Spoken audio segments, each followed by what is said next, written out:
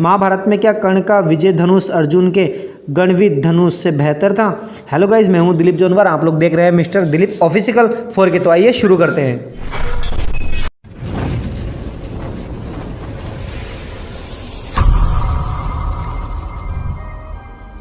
महाभारत के युद्ध में कर्ण और अर्जुन आमने सामने लड़े थे। कर्ण के पास परशुराम द्वारा दिया गया विजय धनुष था, तो अर्जुन के पास मैसूर या अग्निदेव द्वारा दिया गया गंडीव धनुष। दोनों के तर्कस में सभी तरह के दिव्यास्त्र थे, लेकिन कहते हैं कि कर्ण का धनुष अर्जुन के धनुष से कहीं ज़्यादा बेहतर था। क्या ऐसा था? जानिए रहस्य। गंडीव धनुष अर्जुन के पास कैसे आया और इसे किस तरह बनाया गया, इस संबंध में 2-3 तरह की कथाएं प्रचलित है। कहते हैं कि दधीचित्र ऋषि की हड्डी से यह धनुष बनाया गया था, जबकि एक अन्य कथा के अनुसार यह कवण ऋषि की तपस्या के दौरान शरीर पर दिमक द्वारा बम्बी बना दिए जाने के बाद बम्बी में सुंदर और गटीले बाँस उग गए थे।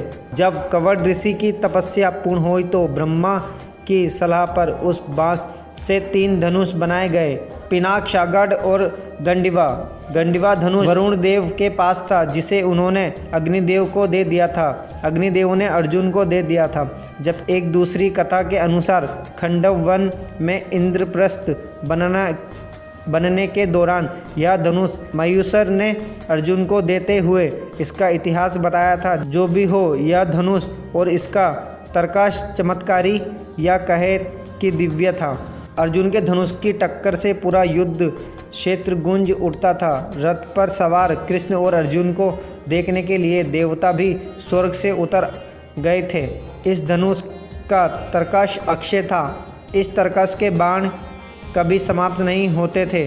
कुछ बाण तो लक्ष्य को भी भेद कर वापस लौट आते थे। यह धनुष देव, दानव तथा गंधर्वों से अंत वर्ष तक पूजित रहा था। वहाँ किसी शास्त्र से नष्ट नहीं हो सकता था तथा अन्य लाख धनुषों का सामना कर सकता था। जो भी इसे धारण करता था उसमें शक्ति का समाचार हो जाता था। अर्जुन इस धनुष के बल पर पशुपत्र, नारायण और ब्रह्मा छोड़ सकते थे। विजय धनुष धारण करने के कारण कर्ण के विजयधारी कहा जाता था। कर्ण का धनुष अर्जुन के धनुष से इसलिए श्रेष्ठ था क्योंकि जब वे तीर चलाते थे और उनका तीर अर्जुन के रथ पर लग जाता था, रथ पीछे कुछ दूरी तक खिसक जाता था। इस वक्त श्री कृष्ण कर्ण की बहुत तारीफ करते थे। जब अर्जुन के तीर चलते थे तो कर्ण का रथ बहुत दूर तक पीछे खिसक जाता था। अर्जुन ने श्री कृष्ण से पूछा कि मेरे तीर से कर्ण का रथ बहुत दूर तक चला जाता है, जबकि उसके तीर से मेरा रथ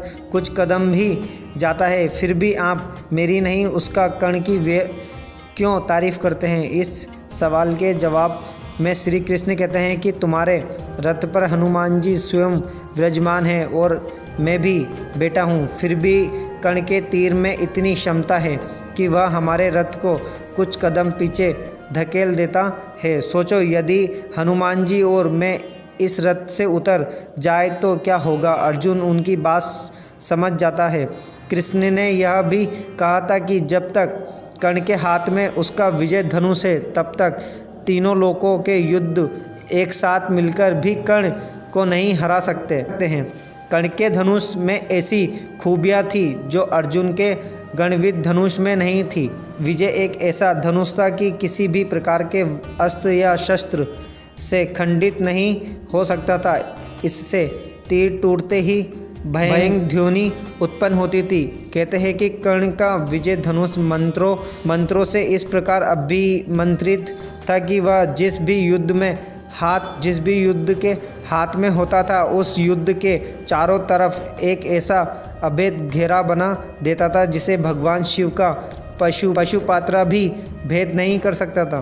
मंत्रों से अभिमंत्री होने के कारण उस विजय धनुष पर जिस भी बाण को रखकर चलाया जाता था उस बाण की ताकत उसकी वास्तविकता ताकत से कई गुना बढ़ जाती थी। कहते हैं कि किसी धनुष के प्राण उसके प्रत्येक चाल में होती है और विजय धनुष की प्रत्यंचा इतनी मजबूत थी कि उसे दुनिया के किसी भी अस्त्र और शस्त्र से नहीं काटा जा सकता था।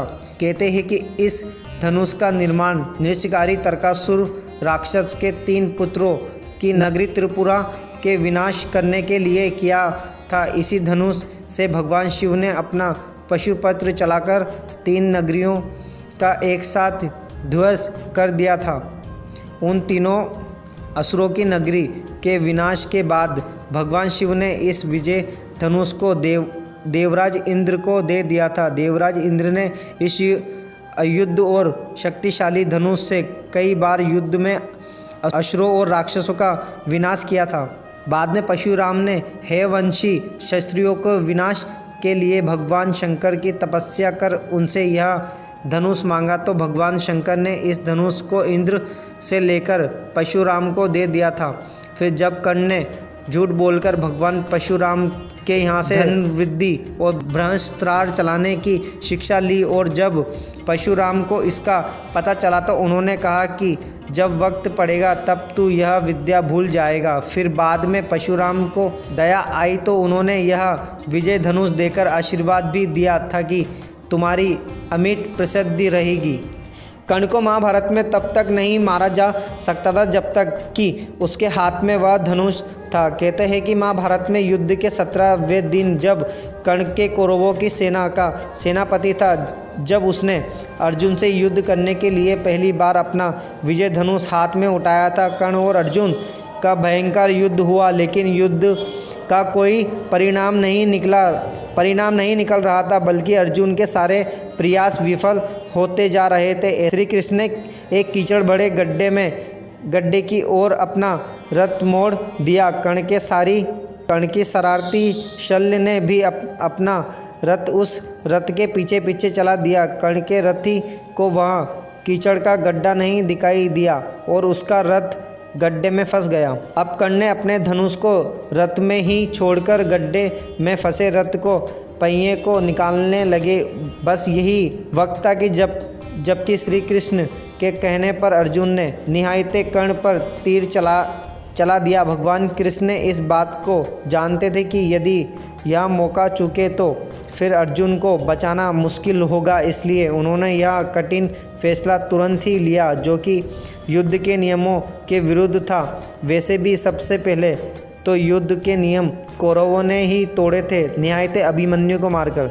सो हेलो गाइस, अगर आपको हमारी वीडियो अच्छी लगी तो फिर हमारे वीडियो को लाइक कीजिएगा एंड चैनल को सब्सक्राइब करना ना भूलें एंड बेल आइकन का बटन दबाना ना भूलें and thank you so much. धन्यवाद।